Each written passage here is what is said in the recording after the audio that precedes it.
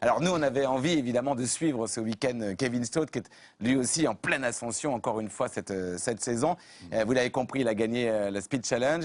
Il a voulu tenter une deuxième victoire dans ce week-end, le Grand Prix avec la même jument. Nous l'avons suivi dans cette tentative. C'est un reportage de Malice Cardo et de Camille Thomas. On en parle évidemment avec Marcel et Virginie.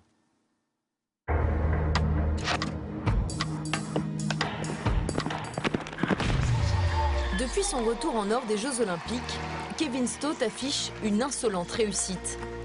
Le tricolore est l'auteur d'une fin de saison quasi parfaite, leader provisoire du circuit Coupe du Monde, classé dans 8 des 10 derniers Grands Prix qu'il a disputés. J'ai eu 2 saisons qui étaient correctes, mais quand même avec pas mal de contre-performances. Cette médaille, ça a permis de lancer cette vague positive.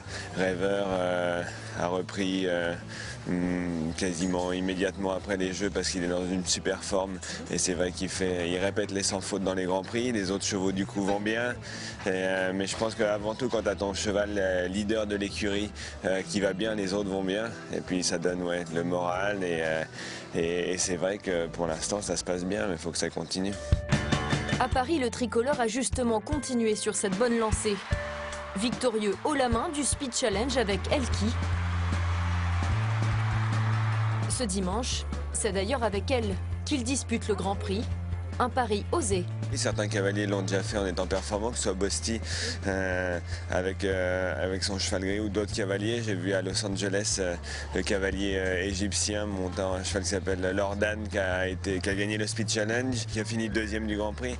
Donc voilà, c'est aussi faire en fonction de ses chevaux, de leur qualité. La qualité première d'Elki, c'est d'être très très respectueuse. C'est une jument qui a besoin d'arriver en forme dans le Grand Prix et pour elle, c'est moins éprouvant de sauter une épreuve de vitesse comme le Speed Challenge, un peu moins haute, d'aller sauter une grosse épreuve 2 jours avant avec un barrage. Elle est quand même beaucoup moins à l'effort. Le cavalier que l'on a quitté détendu aux écuries affiche une mine plus sérieuse à la reconnaissance. De l'avis de tous, le parcours est gros et très technique. Et pour aller à la petite ballonne, c'est plutôt 7 avant les 3 coulées. Ah, 7. Leur mettre dans l'axe. Ouais, puis surtout, c'est court pour les 3. Et l'Auxerre, c'est un des parcours les plus difficiles des Grands Prix que l'on a fait depuis le début de la saison indoor. C'est à la fois technique, gros, léger, on a beaucoup de palanques. Alors l'aspect léger, ça correspond assez bien à Elki qui est très respectueuse. Que ce soit gros, il va falloir qu'elle se mette un peu à l'effort, surtout très rapidement dans le parcours avec le 1 qui est déjà conséquent, un mur en numéro 3 qui est assez difficile. Ça, tout dépend de la manière dont elle arrive à rentrer dans son parcours et qu'elle prenne la mesure que l'épreuve d'aujourd'hui est différente de celle de vendredi. Dans ce Grand Prix, Kevin Stott s'élance avec le dossard 40, ce qui lui laisse le temps d'analyser longuement les premiers parcours et ses impressions à la reconnaissance se confirment. On voit des fautes vraiment tout au long du parcours. On voit que les verticaux tombent beaucoup, ce qui peut m'arranger. Cette palanque en vague qui est assez délicate. Un triple en fin de parcours qui fait des fautes un peu sur la sortie au niveau de la largeur. Une palanque qui arrive juste après pleine, qui était déjà une palanque, un obstacle que les chevaux regardaient pendant le Speed Challenge. Et on voit quelques refus dessus alors que ce sont des chevaux d'expérience.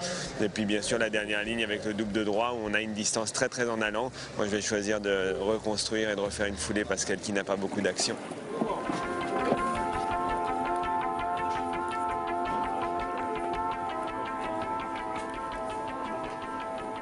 Première difficulté pour le cavalier, gérer l'énergie de sa bouillonnante jument baie au paddock.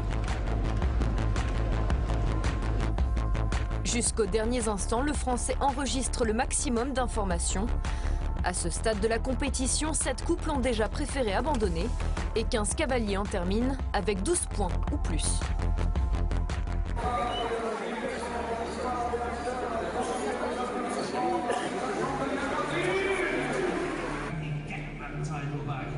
Ça va loin. Oula, ça part vite. Il a besoin d'énergie. Ah oui, il faut savoir gérer sa volonté. Il faut pas aller contre, faut pas non plus qu'il anticipe de trop. Extrêmement respectueux. Ouais. C'est bien fait, on attend et on monte. Voilà bien. Oh, c'est prêt. drôle de virage, déjà. Il est parti, ouais, il est parti à l'extérieur. La jument s'échappe complètement sur la gauche. Ouais, dommage. Trop dur pour aller attaquer cette difficulté du triple, Longines. Et ça vous voulez fin de parcours difficile. Ah, quel dommage.